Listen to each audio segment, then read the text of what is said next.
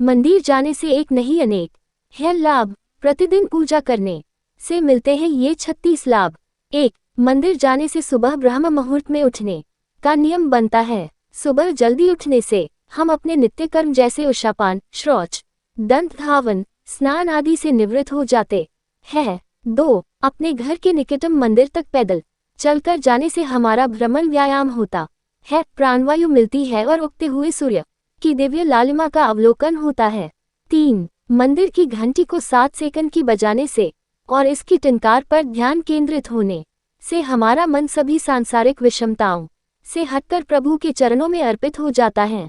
4. मंदिर में भगवान को अर्पित सुगंधित फूलों की खुशबू से स्वास्थ्य लाभ मिलता तथा उत्साहवर्धन होता है।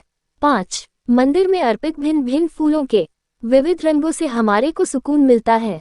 6. मंदिर में कपूर, अगरबत्ती और धूप की दिव्य सुगंध से हमारी प्रतिरोधक क्षमता बढ़ती है और नकारात्मकता समाप्त होती है। 7. मंदिर में हम अपने जीवन के उद्देश्यों को दोहराते हैं और ईश्वर से सफलता का आशीर्वाद मांगते हैं। सुबह उठते ही हम उस दिन की कार्य सूची लिखते हैं और उसे मंदिर लेकर जाते हैं। वहां उन सभी कार्य को पूरा करने के लिए कठोर परिश्रम का संकल्प भी लेते हैं। 9. जब हम मंदिर में आरती और कीर्तन के दौरान ताली बजाते हैं तो हमें इस एक्यूप्रेशर से स्वास्थ्य लाभ मिलता है। 10. आरती में बजाई जाने वाली छोटी घंटी से हमारा पित्त दोष संतुलित होता है।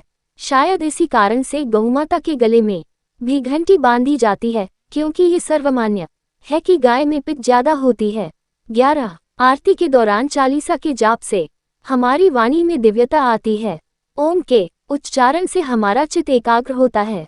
12. आरती के बाद शंख बजाया जाता जो श्रद्धालुओं के लिए बहुत सुखदायी तथा स्वास्थ्य वर्धक है। 13. आरती के बाद हम भारत माता की, गंगा मैया की जय बोलते हैं, जिससे हमारी देशभक्ति जागृत होती है। 14. हर मंदिर में आरती के बाद गोरक्षा तथा गौ हत्या बंद होने का संकल्प जरूर दोहराते हैं। 15. आरती के बाद हम ज्योत पर अपना हाथ घुमाकर अग्नि स्पर्श करते हैं।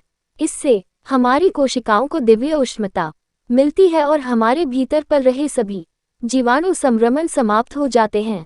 16. ज्योत पर हाथ फेरने के उपरांत अपनी ऊष्म हथेलियों को आंखों से लगाते हैं। इसकी गर्माहट आंखों के पीछे की सूक्ष्म रक्त वाहिकाओं को खोल देती है और उनमें ज्यादा रक्त प्रवाहित होने लगता है। हमारी आंखों की ज्योति में वृद्धि होती है। 17. ज्योत पर हथेली रखना हमारे द्वारा हुई सभी भूल चूक के प्रायश्चित का भी प्रतीक है। 18. आरती के बाद हम दंडवत होकर माथा धरती पर लगाते हैं। इससे हमारा अहंकार खत्म होकर धरती में समाहित हो जाता है। 19. मंदिर में भगवान के दर्शन के बाद हमें तुलसी, चरणामृत और प्रसाद मिलता है। चरणामृत एक दिव्य पेय प्रसाद है जिसे गाय के दुग्ध, दही, शहद, मिश्री, गंगाजल और तुलसी से बनाकर विशेष धातु के बर्तन में रखा ये चरणामृत हमारे शरीर के तीना दोषी को संतुलित रखता है। आयुर्वेद के मुताबिक ये चरणामृत हमारे शरीर के तीनों दोषों को संतुलित रखता है। 20. चरणामृत के साथ दी गई तुलसी हम बिना चबाए निगल लेते हैं, जिससे हमारे सभी रोग ठीक हो जाते हैं।